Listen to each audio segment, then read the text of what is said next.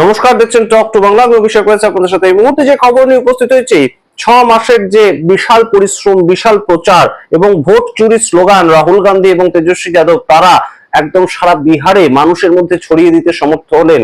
তার পরবর্তী ক্ষেত্রে কি মাত্র 6টা আসন, এই 6টা আসনের জন্য সমস্তটাই ভেস্তে যাবে, তেমন একটা প্রেক্ষাপট তৈরি হয়েছে। তার কারণ এই মুহূর্তে কিন্তু এনডিএ তাদের অভ্যন্তরে যেমন সিট শেয়ারিং সেটাকে নিয়ে একটা সমস্যা ছিল, কিন্তু অমিত শাহ বিগ বস এলেন এবং সমস্ত সমস্যার একটাই উত্তর দিয়ে চলে গেলেন যে একদম এনডিএ যারা জয়ী হবেন বিধায়ক হিসেবে তারা ঠিক করবেন যে তাদের দলের নেতা কে হবেন। এবং তাদের দলের নেতা বলতে একদম প্রত্যেকটা দল থেকে তো একজন করে নেতা থাকেন, কিন্তু তাহলে মুখ্যমন্ত্রী কে হবেন সেটা একদম ভোটে বিজয়ের পর ঠিক হবে। এটা যখন এনডিএ এত বড় একটা সিদ্ধান্ত নিতে পারলো, তখন রাহুল গান্ধী এবং আরজেডি প্রধান এই মুহূর্তে তেজস্বী যাদব তারা কেন একটা সিদ্ধান্ত নিতে পারছেন, এই প্রশ্ন কিন্তু উঠবেই। আমরা বিভিন্ন সময় যে সমস্ত প্রতিবেদন তৈরি করি তা অবশ্যই সরকারের কে সমালোচনা করে এবং দেশের সরকার যেভাবে চলছে, বিভিন্ন রাজ্যে যেভাবে ডাবল ইঞ্জিন সরকার চলছে তাদেরকে সমালোচনা করে।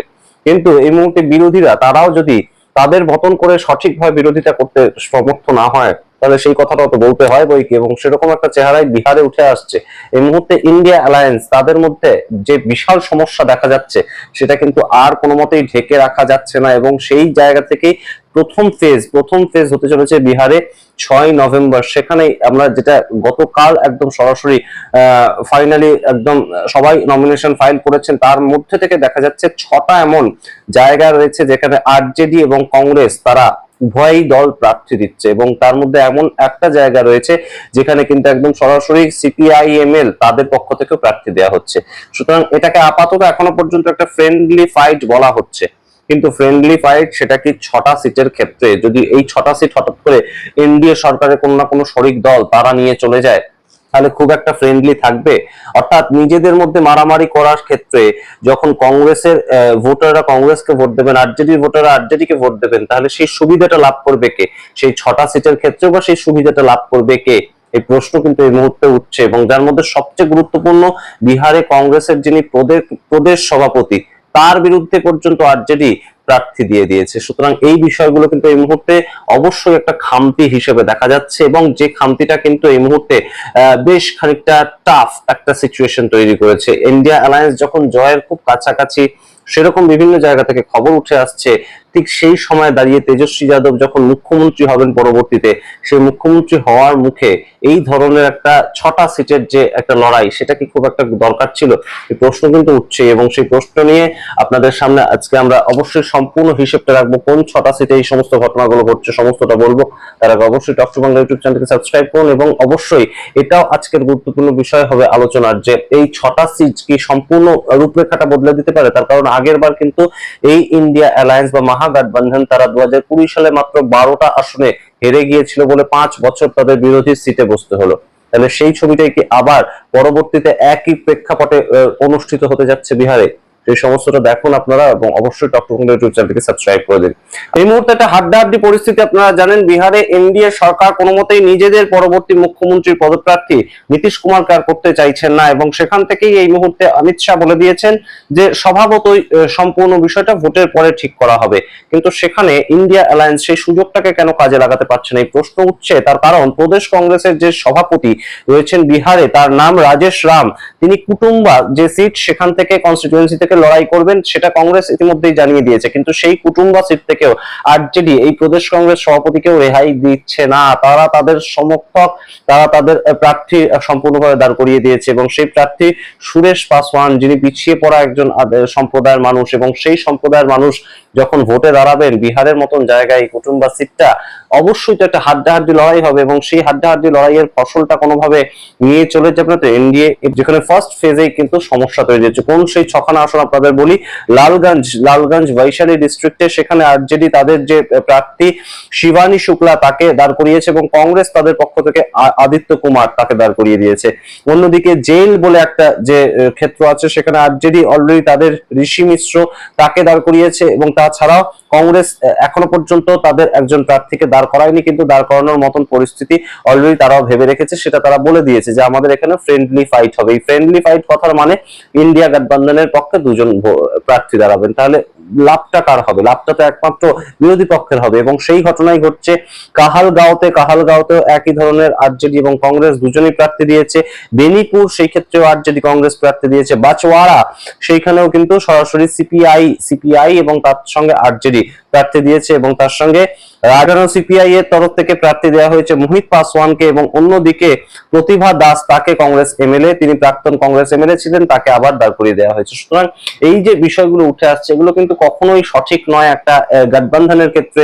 এবং যে গঠবন্ধন এই মুহূর্তে জয় বেশ খানিকটা কাছাকাছি এগিয়ে গিয়েছে, এবং দিল্লির ক্ষেত্রে যে ভুলটা কংগ্রেস পার্টি করেছিল, যে তারা বহু পরে প্রচার শুরু করেছিল, কিন্তু সেটা তারা বিহারের ক্ষেত্রে করেনি।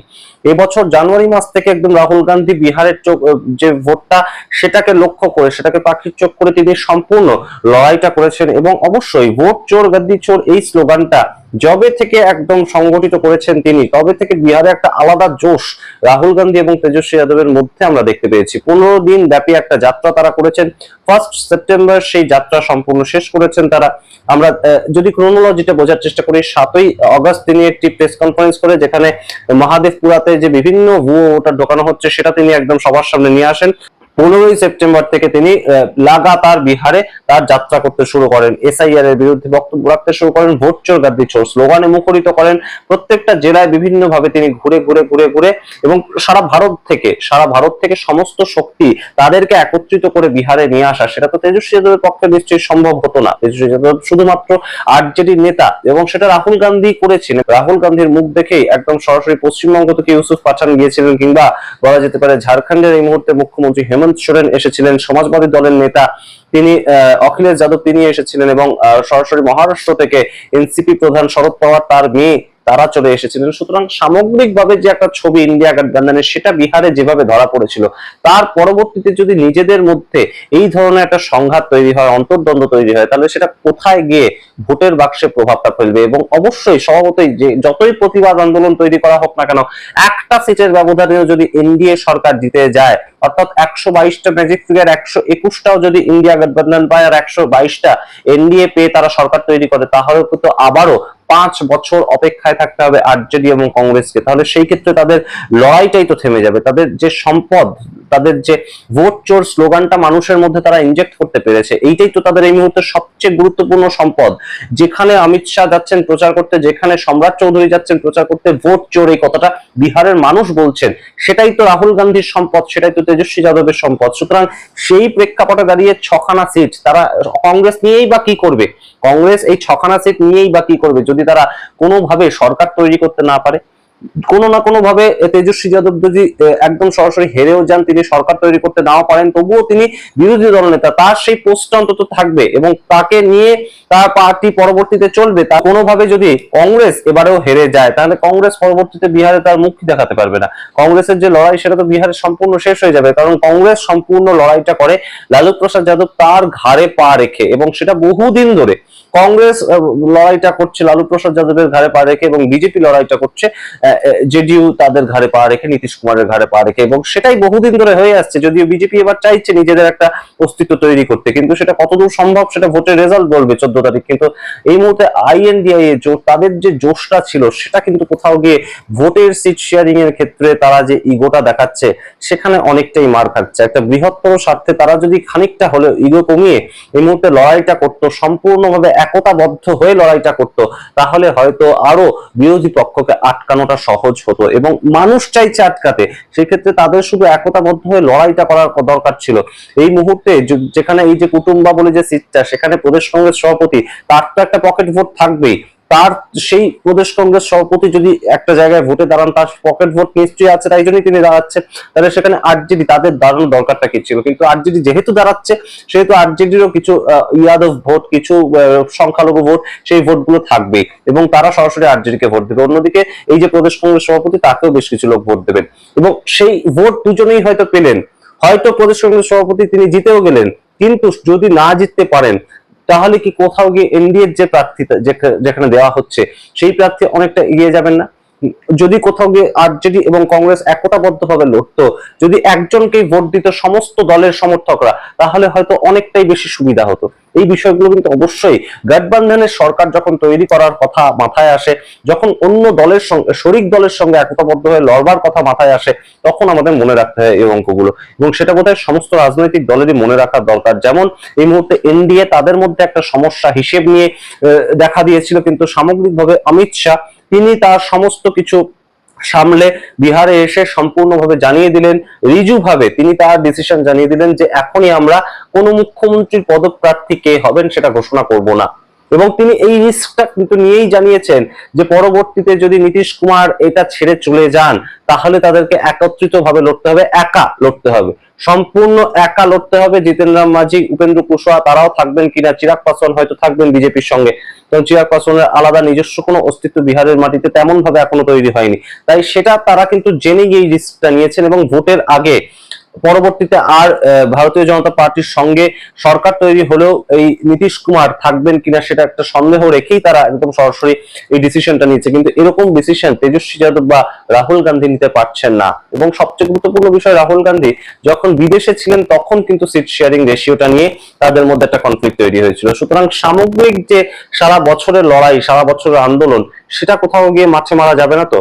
ভোটার কনফিউজড হয়ে যাবেন না তো যে কে আমাদের হয়ে ভোটে দাঁড়াচ্ছেন? কারণ প্রচার তো দুটো পার্টি করবে, আরজেডির মতন প্রচার করবে এবং কংগ্রেসের মতন প্রচার করবে এই 6টা সিটে অন্তত। তাহলে সেই ক্ষেত্রে কংগ্রেসকে কারা ভোট দেবেন, আরজেডি কে কারা ভোট দেবেন, সেটা তো মানুষ কনফিউজড হয়ে যাবেন।